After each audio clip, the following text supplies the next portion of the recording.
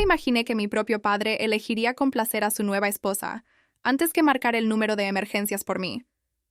Aquella tarde estaba ayudando a Patricia, su flamante esposa, a preparar todo para la reunión de su club de lectura. Me subí a una escalera para colgar unas guirnaldas de luces en el techo del salón principal, concentrada en que todo quedara perfecto. No tuve tiempo de reaccionar cuando la escalera se movió bruscamente bajo mis pies. En un parpadeo, el mundo se dio vuelta. Estaba cayendo de espaldas, agitando los brazos en el aire, buscando en vano algo a lo que aferrarme. Golpeé el piso de madera con tanta fuerza que el sonido retumbó por toda la casa. El impacto me dejó sin aire, sin voz, sin la capacidad de moverme siquiera. Me quedé inmóvil, mirando el ventilador del techo girar sobre mí mientras un dolor agudo me atravesaba la columna y se expandía en oleadas que me nublaban la vista. Patricia corrió hacia mí y se arrodilló, preguntando si estaba bien. Intenté responderle, pero de mi boca solo salió un sonido entrecortado, como un jadeo desesperado. Al intentar incorporarme, sentí un crujido en la espalda que me hizo gritar y caer de nuevo al suelo. Mis piernas comenzaron a sentirse extrañas, con un hormigueo intenso que se extendía como si estuvieran dormidas. Cuando traté de mover la pierna derecha, no respondió. Patricia me pidió que no me moviera y sacó su teléfono. Supuse que estaba llamando a emergencias. Pero no, estaba enviando mensajes de texto. Papá apareció corriendo desde el garaje, donde estaba reparando su auto. Su rostro perdió todo el color cuando me vio tirada en el suelo. Intenté decirle que no sentía bien las piernas, pero las palabras salieron torcidas. Se arrodilló a mi lado, confundido, mientras Patricia le explicaba lo de la escalera. Papá tomó su teléfono, pero ella le sujetó la muñeca, sugiriendo que esperáramos un poco, para ver si realmente estaba lesionada o solo asustada. Yo no podía creer lo que escuchaba. Estaba inmóvil, aterrada, y aún así ella dudaba en llamar a una ambulancia. Papá vaciló, mirando su teléfono, a mí y a Patricia. Ella continuó hablando en un tono suave y controlado, diciendo que las ambulancias eran costosas, que yo siempre había sido muy dramática, y que tal vez necesitaba unos minutos para recuperarme. Mencionó que su sobrino también se había caído de una escalera el año anterior, y que tras un rato en el suelo, estaba perfectamente bien. Mientras tanto, el hormigueo subía por mis caderas y el pánico me oprimía el pecho. Logré balbucear que algo andaba realmente mal y que necesitaba ayuda urgente. Papá comenzó a marcar el número de emergencias, pero Patricia volvió a interferir. Propuso llevarme al sofá para ver si podía ponerme de pie. Si lograba caminar, dijo, no sería necesario llamar a nadie. Lo más desgarrador fue que él accedió. Ambos intentaron incorporarme, pero cuando lo hicieron, el dolor que recorrió mi columna fue tan brutal que grité tan fuerte que hasta el perro del vecino empezó a ladrar. Me desplomé otra vez, llorando, suplicando que llamaran a emergencias, pero Patricia insistía en que esperáramos unos minutos más. Incluso se quejó de que la presencia de paramédicos arruinaría su reunión, que llevaba semanas organizando. Papá miraba su teléfono, luego a ella, y después a mí, como si estuviera tomando una decisión difícil en lugar de reaccionar ante una emergencia. Entonces Patricia sugirió llevarme en el auto a una clínica de atención rápida, asegurando que sería más barato y menos problemático. Ella ya tenía la dirección en su teléfono. Papá increíblemente estuvo de acuerdo. Mientras yo yacía en el piso, intentando explicar que no podía moverme bien y que sabía, porque lo había visto en clase de salud, que mover a alguien con una posible lesión en la columna podía causar un daño irreversible. Ellos discutían logística.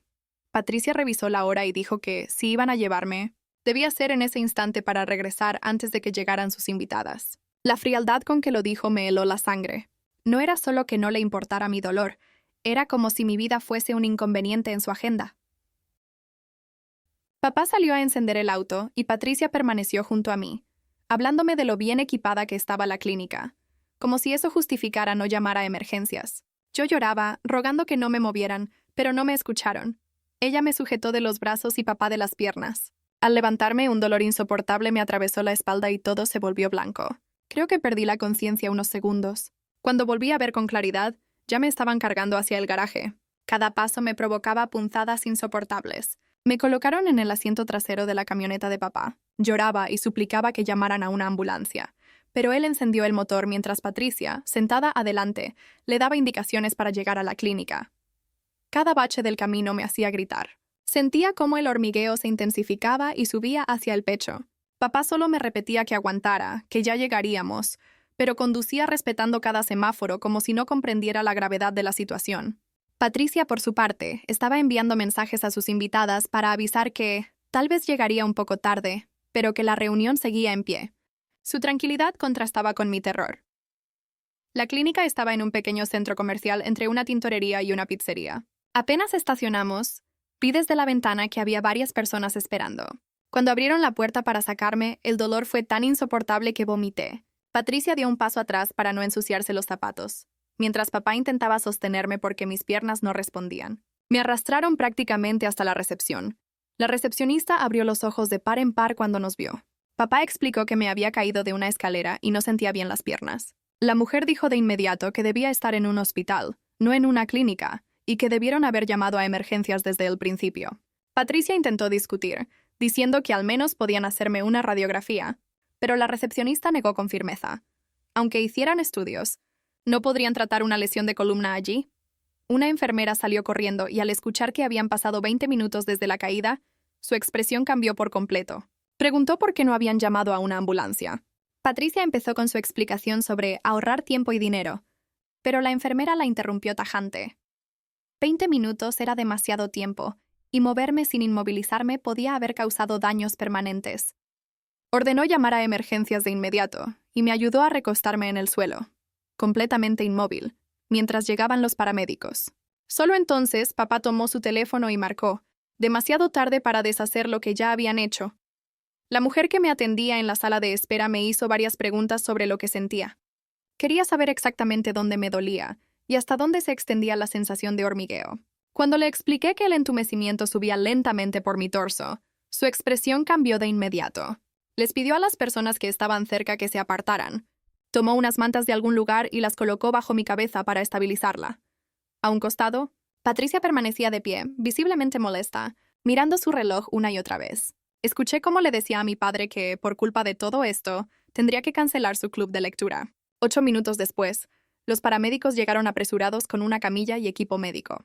Empezaron a interrogar a mi padre sobre cómo había ocurrido la caída y cuáles eran exactamente mis síntomas. Al escuchar que no podía mover bien las piernas y que tenía esa sensación de hormigueo ascendente, intercambiaron miradas que no auguraban nada bueno. Uno de ellos preguntó por qué habían tardado tanto en llamar al 911 y por qué me habían movido en lugar de esperar la ambulancia. Mi padre, nervioso, explicó que Patricia había pensado que llevarme directamente a un centro de urgencias era mejor. El paramédico lo interrumpió con firmeza. Con síntomas como los míos, cada minuto cuenta, y moverme sin inmovilización podía empeorar todo. Me colocaron un collarín cervical y, con extremo cuidado, me giraron para ponerme sobre una tabla rígida, asegurándome con correas para inmovilizar completamente mi cuerpo. El dolor era insoportable. Lloraba sin poder evitarlo y me disculpaba entre sollozos. Uno de los paramédicos me tomó la mano y me aseguró que estaba haciendo todo bien, que ya estábamos en camino al hospital. La ambulancia arrancó y las sirenas comenzaron a sonar. En el interior, el paramédico que se quedó conmigo realizó pruebas neurológicas. Me pedía que moviera distintas partes de mi cuerpo mientras tomaba notas en una tableta. Cuando intenté mover los dedos del pie derecho y no respondieron, anotó algo en silencio. Luego me colocó una vía intravenosa, controló mis signos vitales y me informó que íbamos al Centro de Traumatología Regional, el que contaba con el mejor servicio de neurocirugía. Al escuchar esa palabra neurocirugía, sentí un nudo en el estómago. Le pregunté si eso significaba que iban a operarme la columna, y él respondió con calma que aún no lo sabían, que primero debían hacer estudios de imagen para determinar el alcance del daño. El trayecto pareció interminable a pesar de la sirena. Cada giro me recordaba cuán inmóvil y vulnerable estaba. El paramédico no dejó de hablarme para mantenerme despierta. Cuando le conté que habían pasado unos 20 minutos antes de que alguien llamara a emergencias, noté cómo apretaba la mandíbula, aunque no dijo nada. Al llegar al hospital, me llevaron directamente a un área de trauma. Las luces eran intensas, y había un equipo médico completo moviéndose con precisión, hablando entre ellos con términos que no comprendía. Alguien cortó mi camiseta y me colocaron electrodos en el pecho mientras otra persona revisaba mi espalda. Una doctora se presentó como doctora Gómez. Me explicó que harían una tomografía de la columna para determinar el daño. Repitió las pruebas de sensibilidad y movimiento. Cuando estimuló mis pies, uno respondió, pero el otro no. Ella mantuvo la expresión profesional, aunque intercambió una mirada seria con una enfermera. Luego me trasladaron a la sala del escáner. Me explicaron que debía permanecer completamente quieta, que el equipo haría ruidos fuertes y que no duraría mucho. 10 minutos se sintieron como una eternidad mientras mi mente imaginaba lo que estaban viendo en esas imágenes. Al terminar, me llevaron a la unidad de cuidados intensivos neurológicos. 30 minutos después, escuché a mi padre y a Patricia discutiendo en el pasillo. Él le reprochaba que su club de lectura no importaba, y ella respondía que llevaba semanas planificándolo. Cuando entraron, Patricia se quedó cerca de la puerta revisando su teléfono, mientras mi padre se acercó a mi cama con el rostro pálido y tembloroso. Balbuceó disculpas, diciendo que debió haber llamado al 911 de inmediato. Yo solo lo observaba, incapaz de procesar que su error podría haber cambiado mi vida para siempre. La doctora Lucero llegó con los resultados de la tomografía. Explicó que tenía una vértebra fracturada en la parte baja de la columna y una inflamación significativa en la médula espinal. Esa presión era la causa de mi debilidad y entumecimiento. Me informó que necesitaba una cirugía urgente para estabilizar la fractura y liberar la médula, y que el retraso en recibir atención había agravado la inflamación. El rostro de mi padre se tornó blanco cuando preguntó si eso significaba daño permanente. La doctora respondió que aún era temprano para saberlo, pero que cada minuto de compresión aumentaba el riesgo de lesión irreversible. Le entregó los formularios de consentimiento y le explicó que debía firmarlos de inmediato. Con las manos temblorosas, él firmó mientras Patricia continuaba junto a la puerta, distraída con su teléfono. Minutos después, me llevaron al quirófano. Un anestesiólogo me explicó el procedimiento y me aseguró que no sentiría nada. Sentí la medicación recorrer mis venas, y antes de llegar a 5 en la cuenta regresiva, todo se volvió negro. Desperté horas después en otra habitación. Tenía un tubo en la garganta y no podía hablar ni respirar por mí misma. Entré en pánico, pero las enfermeras me calmaron, explicando que aún estaba intubada por seguridad. Cuando finalmente retiraron el tubo, mi garganta ardía y apenas podía tragar. Fue entonces cuando apareció el doctor Ferreira, el neurocirujano que me había operado. Me explicó que habían colocado 2 barras metálicas y 6 tornillos para estabilizar la vértebra fracturada, además de retirar fragmentos óseos que presionaban la médula. La cirugía había salido bien, pero la inflamación era considerable. Le pregunté si volvería a caminar y respondió que aún era muy pronto para saberlo. Me hicieron pruebas neurológicas. Logré mover un poco la pierna izquierda, pero la derecha seguía sin responder. El doctor Rivas tomó notas y explicó que comenzaríamos fisioterapia en cuanto fuera posible. Cuando mi padre entró a la habitación, intentó tomarme la mano, pero la aparté. Él se quedó sentado, en silencio, sin saber qué decir. Pasé 3 días en la UCI. Mi padre iba todos los días, pero yo no tenía fuerzas ni ganas de hablarle. Patricia solo apareció una vez. Se quedó 10 minutos y se marchó diciendo que tenía asuntos que atender en casa. Al 4.º día, me trasladaron a una sala común y una fisioterapeuta me evaluó. Intenté incorporarme, y el dolor fue tan intenso que sentí que mi cuerpo ardía. Trabajamos movimientos básicos: flexionar los pies, levantar lentamente las piernas. Mi lado izquierdo respondía mejor, pero el derecho seguía débil. La terapeuta me dijo que eso, dentro de lo difícil, era una señal esperanzadora. Significaba que los nervios no estaban completamente destruidos, aunque sí muy afectados. La recuperación, explicó, sería lenta y requeriría meses de rehabilitación intensiva. La palabra meses me golpeó como un ladrillo. Había esperado que esto se resolviera en semanas, no en un proceso largo y agotador. El 5.º día, mi padre llevó a mi hermana menor, Camila, para que me visitara. Al verme conectada a tubos y monitores, rompió en llanto. Solo tenía 9 años, y aunque no comprendía todos los detalles, sabía que algo grave me había pasado. Intenté forzar una sonrisa y asegurarle que estaba bien, aunque mi voz sonó débil y poco convincente. Camila me preguntó cuándo volvería a casa, y tuve que admitir que aún no lo sabía. Papá la llevó a un costado y pude escuchar cómo le explicaba, con palabras sencillas, lo que implicaba mi lesión en la columna y la cirugía a la que me habían sometido. Ella quiso saber si sería como cuando la abuela se fracturó la cadera y necesitó un andador. Él respondió que podría parecerse un poco a eso, aunque teníamos la esperanza de que mi recuperación fuera más completa. Cuando se fueron, me quedé en la cama mirando el techo, tratando de procesar todo lo que probablemente ya no podría hacer. Tenía previsto unirme al equipo de fútbol escolar en otoño y llevaba meses entrenando. Ahora ni siquiera podía cruzar la habitación sin ayuda. Una trabajadora social vino a hablarme sobre los recursos que estarían disponibles tras mi alta: atención domiciliaria, equipamiento adaptado y rehabilitación ambulatoria. Cada palabra que pronunciaba hacía que mi nueva realidad sonara más definitiva y aterradora. El 6.º día, la policía llegó para tomarme declaración. Un detective llamado Pereira se sentó en mi habitación con un cuaderno y me pidió que relatara con detalle los hechos de esa tarde. Le conté cómo ayudaba a Patricia con la escalera, cómo caí y cuánto tardaron en llamar al 911.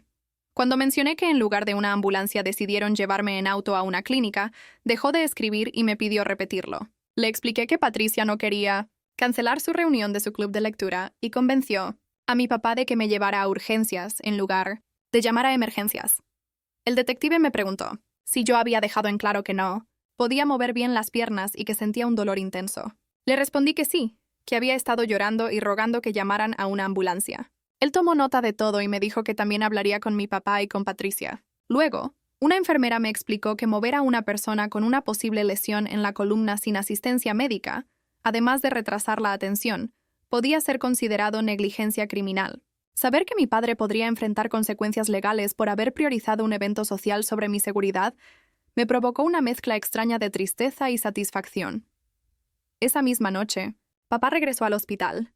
Tenía los ojos enrojecidos y la voz temblorosa. Era evidente que había hablado con la policía. Se sentó a mi lado, volvió a disculparse y dijo que había cometido un error terrible, que no estaba pensando con claridad. Le pregunté cómo alguien puede no pensar con claridad cuando su hija está tirada en el piso sin poder mover las piernas. No supo qué responder. Solo repitió que había confiado en Patricia porque ella había trabajado años atrás como recepcionista médica y le dijo que no parecía grave. Le señalé que, justamente por tener esa experiencia, ella debía saber que retrasar una ambulancia en una posible lesión medular era extremadamente irresponsable. Él se cubrió el rostro con las manos. Le pregunté si el club de lectura de Patricia era más importante que mi capacidad de volver a caminar. Se echó a llorar diciendo que por supuesto no. Pero en el fondo, nada de lo que dijera podría deshacer el daño ya hecho. Se marchó cuando terminó el horario de visitas y me quedé sola con el sonido constante de los monitores. A la mañana siguiente, el doctor Ferreira llegó con los últimos resultados. Explicó que la inflamación en mi médula espinal estaba disminuyendo, lo cual era alentador, pero habían detectado una contusión en la médula, una especie de moretón causado por el impacto y la presión posterior. Me advirtió que podría mejorar con el tiempo o dejar secuelas permanentes. No se sabría hasta pasadas varias semanas o incluso meses. Al preguntarle sobre probabilidades, fue claro. Cada lesión medular es diferente y no podía darme cifras exactas. Aún así, dijo que el hecho de conservar algo de movimiento y sensibilidad en ambas piernas era una buena señal, y que la terapia intensiva temprana sería clave para mi recuperación. Esa tarde, la fisioterapeuta volvió para trabajar conmigo. Practicamos sentarme al borde de la cama, con los pies en el suelo. Solo eso bastó para que mi espalda doliera y mis piernas temblaran al intentar sostener mi peso. Me dijo que empezaríamos así y avanzaríamos progresivamente hasta que pudiera ponerme de pie con ayuda y, eventualmente, dar pasos con un andador. Mi madre llegó desde Arizona el día 8.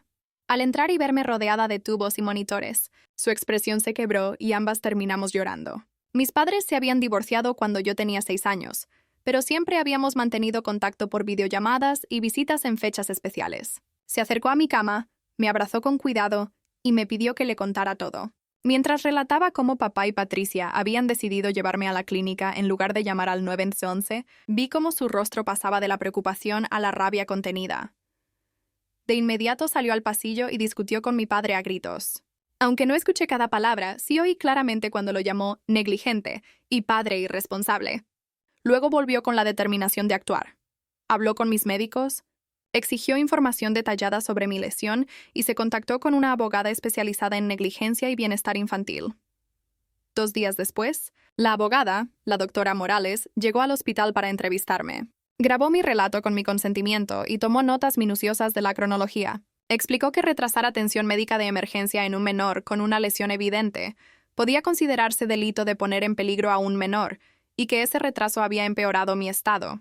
El centro de urgencias tenía registros que confirmaban que, apenas llegamos, el personal insistió en que debían haber llamado al 911. Eso reforzaba mi versión.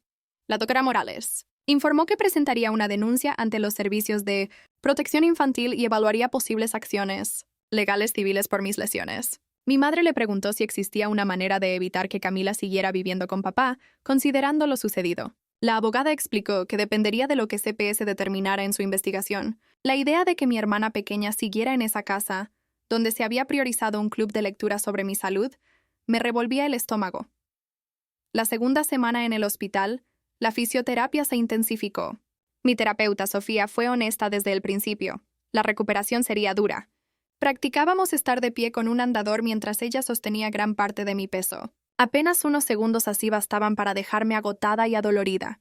Mi pierna derecha seguía mucho más débil que la izquierda, arrastrándose ligeramente cada vez que intentaba moverla. Sofía explicó que esa asimetría era común y que con trabajo intensivo podría mejorar con el tiempo. Entre las sesiones de rehabilitación, pasaba la mayor parte del tiempo acostada, dormitando o revisando el celular sin realmente concentrarme. Mi mente repetía una y otra vez los momentos clave del accidente y las decisiones que podrían haber cambiado todo. El día 14 llegó un trabajador de CPS. Se llamaba Ricardo Herrera y tenía una mirada amable pero directa. Me hizo preguntas claras sobre mi vida en la casa con papá y Patricia. Le conté cómo Patricia solía minimizar mis dolores y convencer a papá de que exageraba cualquier problema físico. Tomó nota de todo y explicó que entrevistaría también a papá, a Patricia y a Camila. Me preguntó si me sentía segura regresando a esa casa tras el alta. Le dije la verdad. No lo sabía. Me aterraba vivir bajo el mismo techo que alguien que había estado dispuesta a dejarme paralizada por no cancelar una reunión social. Pero también temía alejarme de mi hermana. Ricardo entendió la complejidad del asunto y dijo que su prioridad sería garantizar la seguridad de los niños. Mi madre empezó a arreglar una licencia laboral extendida para quedarse conmigo durante la rehabilitación, consiguió un departamento temporal cerca del hospital y dejó claro que cuando me dieran el alta viviría con ella, no con papá. Él intentó discutir temas de custodia, pero la abogada lo detuvo rápidamente, recordándole que su negligencia reciente bastaba para solicitar una modificación de custodia de emergencia. El doctor Ferreira finalmente me dio el alta el día 16. Me indicó fisioterapia intensiva 5 veces por semana. Me asignaron una silla de ruedas, ya que solo podía dar unos pocos pasos con el andador. Sofía le explicó detalladamente a mi madre cómo ayudarme con los ejercicios en casa. Mi vida había cambiado por completo. Cada movimiento dolía. Cada decisión tomada por otros seguía pesando sobre mí. Pero esta vez, al menos, sabía que tenía a alguien de mi lado dispuesta a protegerme de verdad. Salir del hospital en una silla de ruedas después de haber entrado en camilla fue una experiencia profundamente irreal.